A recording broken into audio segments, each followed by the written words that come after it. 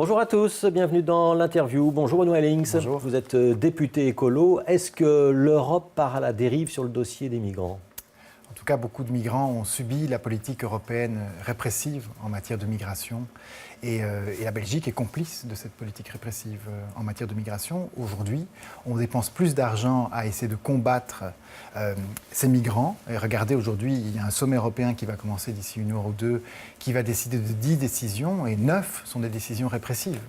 Or, ce dont les migrants ont besoin, c'est de l'aide et pas de bombarder leurs bateaux. Ouais, vous dites on est complice. Quand on est complice de quelque chose, le terme indique qu'on commet quelque chose d'illégal ou d'amoral. C'est vraiment ce que vous pensez ? Mais je pense qu'il faudrait un changement complet de la politique, un changement de logiciel de la politique migratoire en Europe. Et la Belgique, souvenez-vous de Maggie de Bloch, c'est elle qui a incarné et elle a fait son image politique littéralement sur la lutte contre l'immigration, entre guillemets. Et c'est un durcissement qui plaît à l'opinion, Benoît Lynx. Vous avez bien noté que les partis qui étaient les plus durs étaient ceux qui obtenaient les meilleurs résultats électoraux. Et c'est pour ça que ma coprésidente, Zakia Khattabi, a dénoncé les larmes de crocodile des libéraux qui, d'une façon, pleurent le sort de ces pauvres personnes qui sont mortes, ces 700 personnes qui sont mortes en pleine Méditerranée pour essayer d'aller trouver un ailleurs en Europe, mais qui mènent depuis Maggie de Bloch, et avant elle, le SPA l'a mené aussi, des politiques migratoires extrêmement répressives. Et ce n'est pas en s'alliant avec la NVA et Theo Franken que ce logiciel négatif, ce logiciel destructeur des droits humains pour ces migrants va s'améliorer. Vous êtes en train de dire que c'est de l'hypocrisie, quoi. Ouais. Total. Donc, sommet européen qui va démarrer à 16h aujourd'hui à Bruxelles. Il sert à décider quelque chose ou juste à communiquer ? Parce qu'on est dans un moment d'émotion et que l'opinion publique s'émeut. Je pense que ce sommet européen va servir de cache-sexe aux dirigeants européens et en particulier au Premier ministre belge. Je pense qu'on va pleurer le sort des migrants. Il devrait faire quoi, Charles Michel ? Changer complètement sa politique migratoire. Par exemple, concrètement, il y a une décision européenne qui a été prise de très longue date, c'est la capacité de pouvoir donner un statut de protection temporaire pour des personnes qui vivent des conflits. Et il y en a de nombreux, et nous sommes liés à ces conflits. La Libye, la Syrie, nous ne sommes pas mêlés, mais l'Irak. Et aujourd'hui, il s'agirait d'offrir à des personnes qui sont massivement déplacées dans ces régions un statut de protection temporaire. Ça veut dire qu'on les accueille ici, chez nous, temporairement. Et une fois que la solution politique est amenée sur place, ils retournent dans leur pays et ils vivent décemment. Ouais, donc ce sont les visas temporaires, c'est ce que font les Allemands. Voilà, ils le font. C'est pour une période de 6 mois, c'est pour un an. Reconductible, évidemment. Parce que l'enjeu, c'est de pouvoir jouer au niveau de l'Union européenne, et la Belgique doit jouer dans cette manœuvre-là un rôle déterminant, c'est de pouvoir offrir dans ces régions des solutions politiques aux conflits en cours. Et ce n'est pas en envoyant des bombes et des avions pour les porter qu'on règle politiquement un conflit sur place. La Libye l'a démontré, l'Irak l'a démontré, l'Afghanistan l'a démontré. Donc, pour ces pays, désormais, appliquons d'abord et avant tout un plan politique qui nous permette de régler le problème. Offrir des visas temporaires à un nombre important de personnes, c'est pas ouvrir les frontières et relancer l'immigration. L'objectif est d'offrir une protection temporaire. Ces personnes veulent rester chez elles. Ici, 6 mois, 1 an, 2 ans, ont plutôt tendance à rester, à faire venir leur famille. Vous savez, on mène une politique au niveau européen de libre-échange avec ces pays. Et l'objectif, c'est de, soi-disant, et les libéraux le disent, développer ces pays économiquement. Si nous parvenons à mener la fin de ces conflits, de mener les négociations diplomatiques qu'il faut pour mettre tout le monde autour de la table, je pense particulièrement aux sunnites en Irak, ces pays seront des partenaires économiques et se développeront sur place. Et les personnes qui auront acquis le statut temporaire de réfugiés voudront revenir dans ces pays et le développer eux-mêmes. Quand la Belgique refuse le visa des femmes yézidis, vous en pensez quoi ? C'est scandaleux. C'est ce qui s'est passé il y a quelques semaines. Oui, et ces femmes yézidis venaient témoigner au Parlement européen. Ce qui est proprement scandaleux. J'ai posé une question au ministre des Affaires étrangères, Didier Reynders. Est-ce qu'il faut... qu'est-ce qui est passé par l'esprit de l'Office des étrangers pour ne pas offrir la possibilité à ces femmes de témoigner de ce que l'État islamique que nous combattons. L'Office des étrangers a expliqué qu'il craignait que ce soit une immigration avec un regroupement familial. Vous voyez bien que le logiciel ne fonctionne pas. Il y a un a priori négatif sur toute personne qui vient de l'étranger. Et la NVA et son complice, l'EMR, dans cette politique abrupte, aveugle, joue ce rôle-là. Et c'est parce que ce logiciel est mauvais qu'il faut en changer. Ouais. Qu'est-ce que vous dites aux chefs d'État et de gouvernement européens qui vont se réunir donc dans quelques minutes ou dans quelques heures à Bruxelles et qui pensent par exemple à détruire les embarcations, les bateaux des passeurs ? Est-ce qu'on doit le faire ou pas ? Mais non. Il faut essayer de faire en sorte que ces filières d'immigration s'éteignent. Et c'est clair qu'il y a littéralement des mafias ou des structures criminelles qui font promettre un avenir meilleur à ces pauvres personnes et leur font travailler et traverser la Méditerranée. Ouais, mais donc couler les bateaux ou les mettre hors d'état de naviguer... Il y a 1 million de personnes qui attendent de l'autre côté de la Méditerranée. Je veux dire, notre responsabilité en tant qu'Européens, c'est d'essayer de faire en sorte que ces personnes puissent rester là où elles sont et revenir dans leur pays. C'est beaucoup de personnes qui viennent de l'Afrique subsaharienne et qui montent vers l'Afrique du Nord, la Libye, qui est complètement déstructurée. On a bombardé la Libye, mais on n'a pas construit ensuite l'état de droit suffisant qui permette à cet État de pouvoir faire face à... Donc s'attaquer aux passeurs et aux bateaux, oui. On doit le faire, on ne doit pas le faire. On doit s'attaquer aux passeurs. Il ne faut surtout pas... vous savez, aujourd'hui, on va lancer des roquettes sur ces bateaux. Okay ? Est-ce qu'on n'enverrait pas plutôt les moyens logistiques, les moyens politiques, les moyens humanitaires pour aider la Libye aujourd'hui à faire face à cet afflux massif de réfugiés? Je pense que ce serait plus efficace. Alors vous êtes député fédéral. Oui. Le vote de la loi qui entérine le saut d'index, c'était hier soir à la Chambre. Votre classique majorité contre opposition, vous avez voté contre. Oui. Mais il y a 79 députés qui ont voté pour. Oui. Ça veut dire que l'opposition, elle peut que constater, critiquer, hurler, mais elle n'est pas en mesure de s'opposer.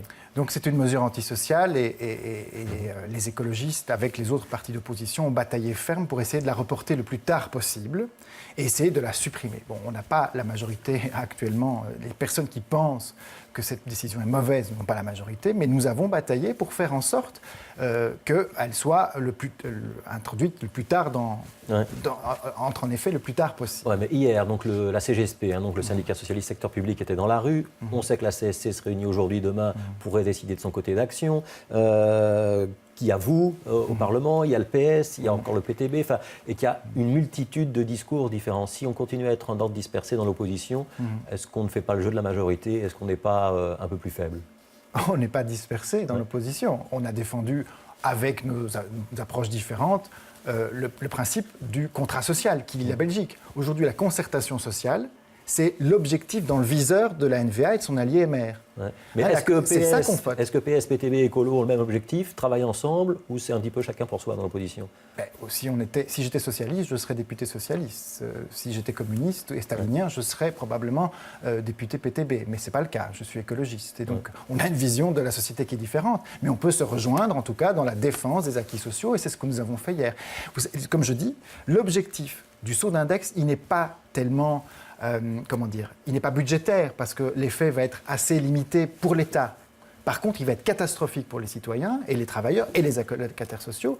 Mais l'objectif, il est idéologique. C'est s'attaquer à un des fondements de l'État social en Belgique. Et nous sommes attachés, comme écologistes flamands et francophones, à un État social fédéral qui redistribue à une majorité de personnes les richesses. C'est ça l'objectif. Et c'est ça que la NVA et le MR avaient dans le viseur. Les syndicats ont tort de ne pas être en front commun? Ce serait mieux qu'ils soient en front commun. Nous, on a voté, alors qu'on est différents, le parti d'opposition, ensemble, contre.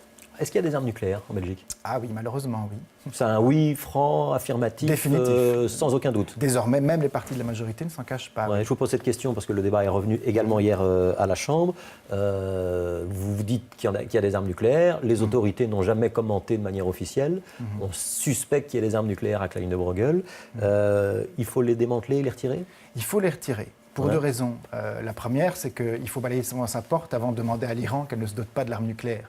La Belgique n'a pas d'armes nucléaires à elle, mais les États-Unis entreposent, stockent sur notre territoire à Klein de Bruegel. La différence, c'est que la Belgique et les États-Unis sont des démocraties. L'Iran, ce n'est pas tout à fait le cas.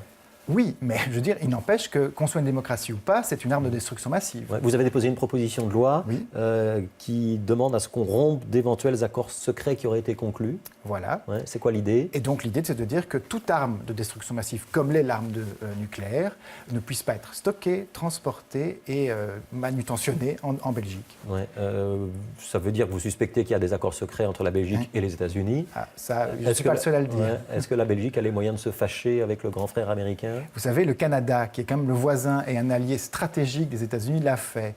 La Grèce l'a fait. La Turquie, qui est quand même un acteur majeur dans la Méditerranée, l'a fait. Unilatéralement, ces pays ont décidé de dire aux Américains, écoutez, reprenez vos bombes. Et j'ajouterai un élément essentiel. Aujourd'hui, on discute à la Chambre depuis des semaines de l'avenir de la défense. Qu'est-ce qu'on va faire de la défense? Est-ce qu'on va acheter des avions à 5 milliards? On va y revenir. Etc. Et aujourd'hui, on se focalise, et on doit se focaliser sur les nouveaux dangers. Le terrorisme est devenu indiscutablement une des questions majeures. Le fait d'avoir sur notre territoire des armes nucléaires, qui peuvent avoir des conséquences humanitaires catastrophiques en cas d'explosion, fait de nous des personnes fragiles. Parce que, souvenez-vous de Nizar Trabelsi, le terroriste qui a été arrêté et ensuite jugé, il visait quoi? La base de Kleine Bruegel. Pas parce qu'elle avait des avions de chasse, mais parce qu'elle avait des bombes nucléaires. Alors pourquoi est-ce que quand le PS dépose une proposition de résolution qui dit que la Belgique doit se libérer de son territoire de toute présence d'armes nucléaires, vous ne le votez pas? Parce qu'il le dit dans un cadre multilatéral. Et que libérer la Belgique de l'arme nucléaire ne peut se faire que s'il y a un accord au sein de l'OTAN. Et nous, ce qu'on dit, c'est comme la Grèce. On dit, eh bien non.